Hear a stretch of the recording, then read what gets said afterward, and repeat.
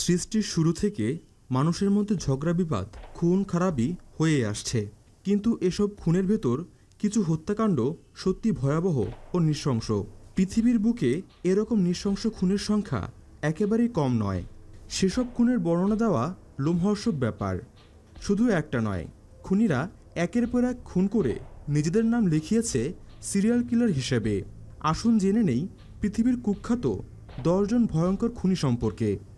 Number 1, Luis Garavito. Luis Garavito ইতিহাসের অন্যতম কুখ্যাত এই খুনি। তার প্রমাণিত খুনের ভিকটিম 138 জন, কিন্তু সন্দেহ করা হয় সে কমপক্ষে 400 জনের উপরে মানুষ খুন করেছে। খুনের মাঝে অধিকাংশই পথশিশু। 1957 সালের 25শে জানুয়ারি কলম্বিয়াতে জন্ম নেওয়া এই খুনি 1990 সালেই সবচেয়ে বেশি খুন করে। কলম্বিয়ার আইন অনুযায়ী সর্বোচ্চ 30 বছরের সাজা হয় তার। তাছাড়া সে লাশ শনাক্ত করতে পুলিশকে সাহায্য করায় তার সাজা কমিয়ে 22 বছর করা হয়। এই সাজায় সারা বিশ্বের গণমাধ্যমে উত্তেজনা ছড়িয়ে পড়ে।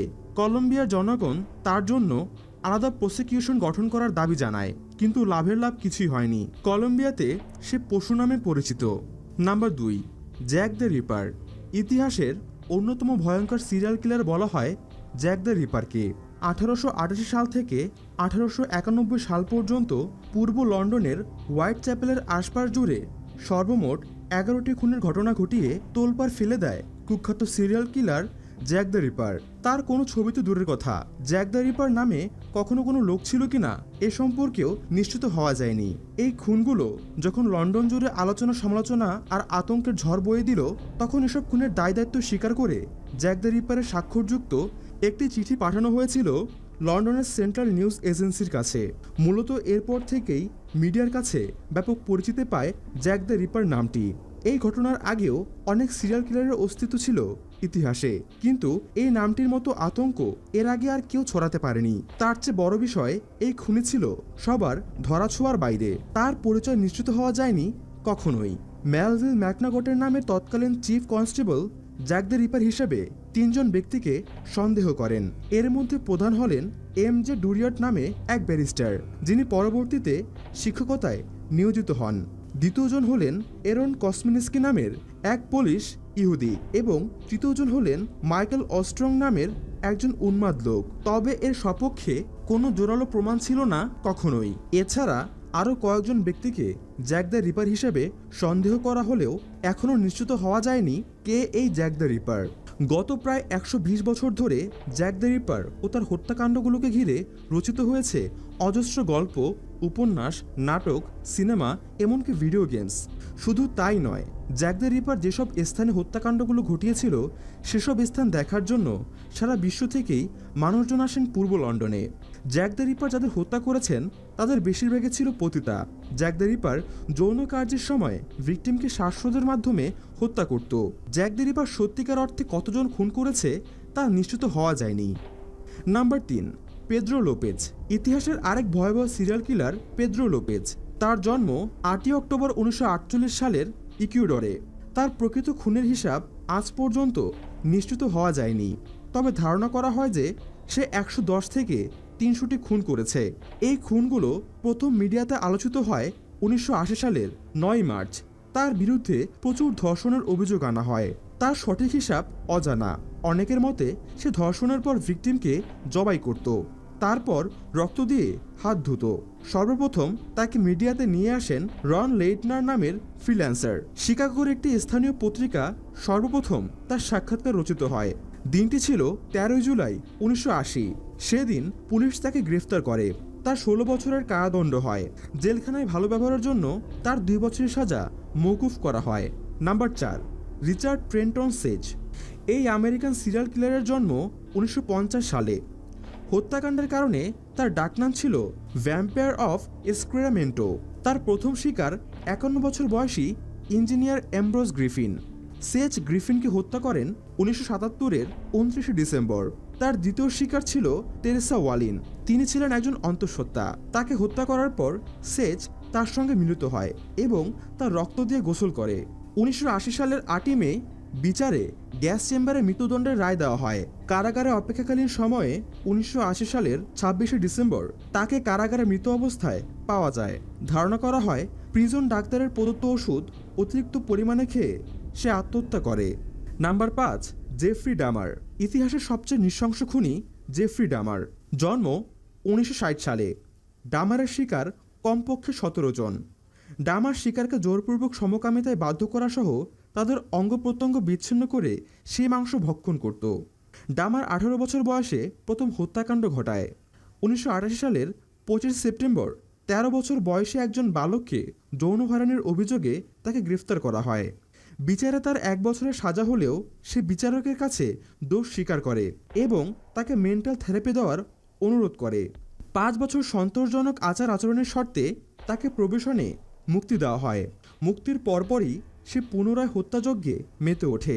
1991 সালের ডিসেম্বরে ডামার পুনরায় পুলিশের কাছে ধরা পড়লে তার ভয়ানক কুকীর্তিগুলো প্রকাশিত হয়ে পড়ে।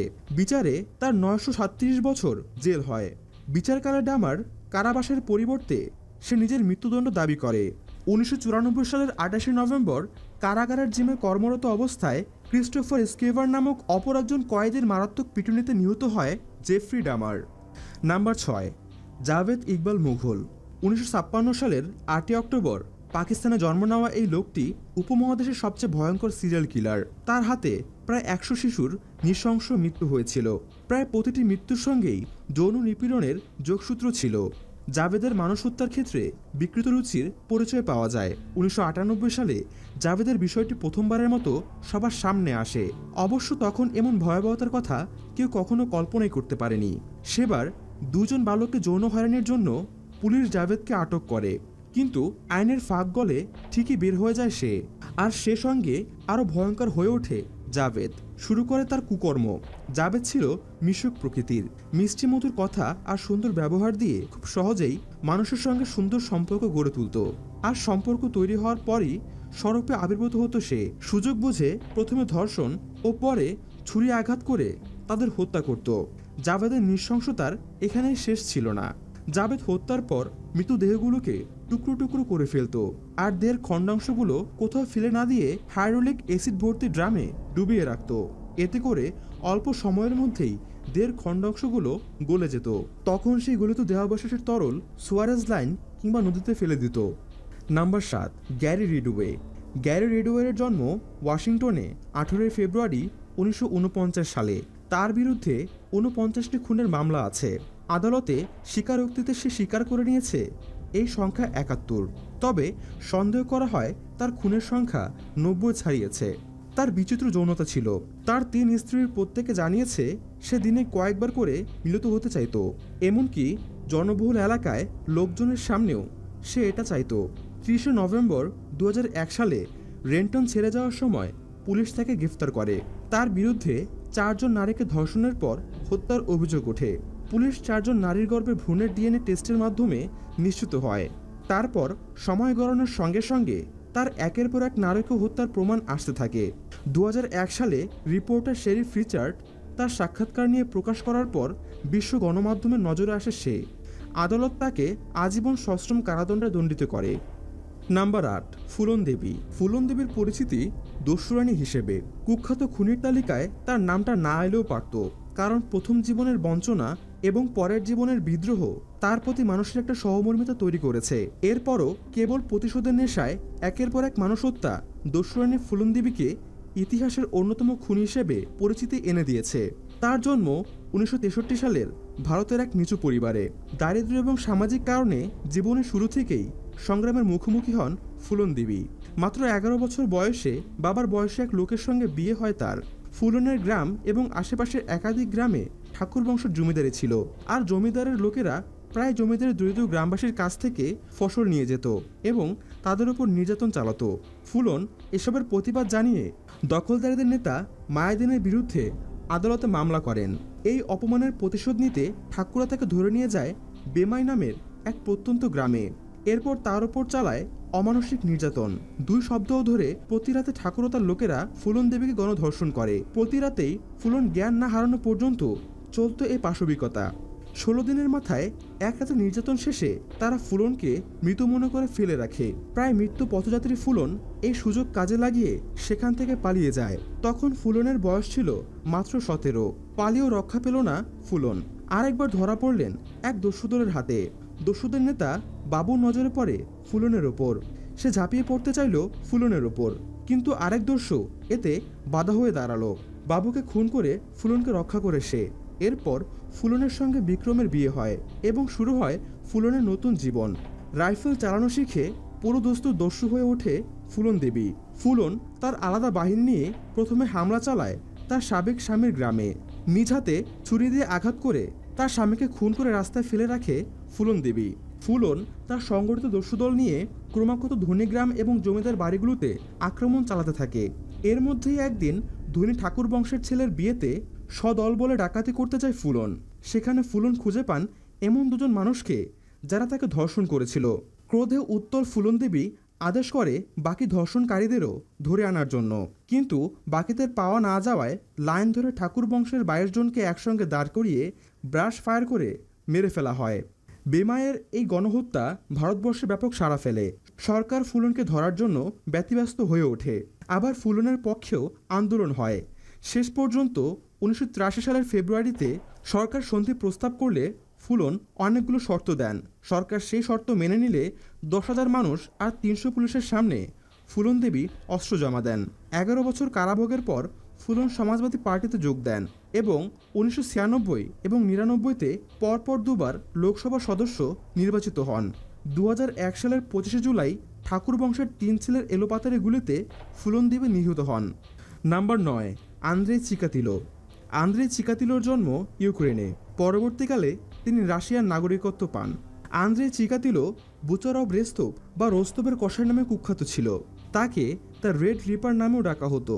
1978 থেকে 1990 সালের মধ্যে 53 জন নারী ও শিশুকে হত্যা করার অপরাধে তাকে অভিযুক্ত করা হয়। সে যে প্রক্রিয়ায় হত্যাকাণ্ড ঘটাতো তা এক কথায় নৃশংস। চিকাতিলো তার প্রথম হত্যাকাণ্ড ঘটায় 1978 সালের 22 ডিসেম্বর। 9 বছর বয়সে একটি মেয়েকে ফুসলিয়ে একটি পরিত্যক্ত বাড়িতে নিয়ে কুকর্মে উদ্যত হয়। মেয়েটি চিৎকার চেঁচামেচি করলে সে তাকে ছুরি আঘাতে হত্যা করে। এভাবেই তার বিকৃত কর্ম শুরু হয়। 1994 সালের 14 ফেব্রুয়ারি এই কুখ্যাত খুনিকে ফায়ারিং স্কোয়াডের মাধ্যমে হত্যা করা হয়। নাম্বার 10, এরশাদ শিকদার। বাংলাদেশের অপরাধীদের মধ্যে সবচেয়ে কুখ্যাত নামটি হল এরশাদ শিকদার। নৃশংসতা ও ভয়াবহতার দিক থেকে এরশাদ শিকদার সবাইকে ছাড়িয়ে গিয়েছিল। তার জন্ম ঝালকাঠির নলছিটি উপজেলার মাদারঘোনা গ্রামে। 1966 থেকে 67 সালে খুলনায় আসার পর আস্তে আস্তে সেখানে ত্রাসের রাজত্ব কায়েম করে। পেশায় প্রথম দিকে কুলির সহযোগী ছিল সে। পরবর্তী সময়ে চুরি ডাকাতির সঙ্গে জড়িয়ে একসময় রাঙ্গাচোরা নামে পরিচিতি পায়। এরপর জড়িয়ে পড়ে ভয়াবহ কিলিং মেশিনের সঙ্গে। এরশাদ শিকদার যাকে পথের কাঁটা মনে করেছে তাকে হত্যা করেছে। রাজসাক্ষী নূরে আলমের মতে এরশাদ শিকদার কমপক্ষে 60টি হত্যাকাণ্ড ঘটিয়েছে। তবে সে 24টি হত্যাকাণ্ডের বর্ণনা দিয়ে আদালতে জবানবন্দি দিয়েছিল। এরশাদ শিকদারের 6টি বিয়ের কথা জানা গেছে। এরশাদ শিকদারের হাতে বহু নারী নির্যাতিত ও লাঞ্ছিত হয়েছে।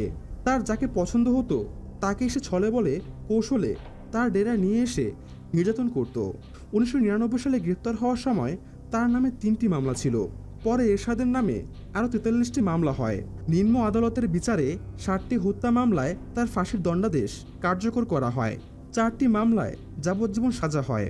2004 সালের 10ই মে মধ্যরাতে খুলনা জেলা কারাগারে তার ফাঁসি কার্যকর করা হয়।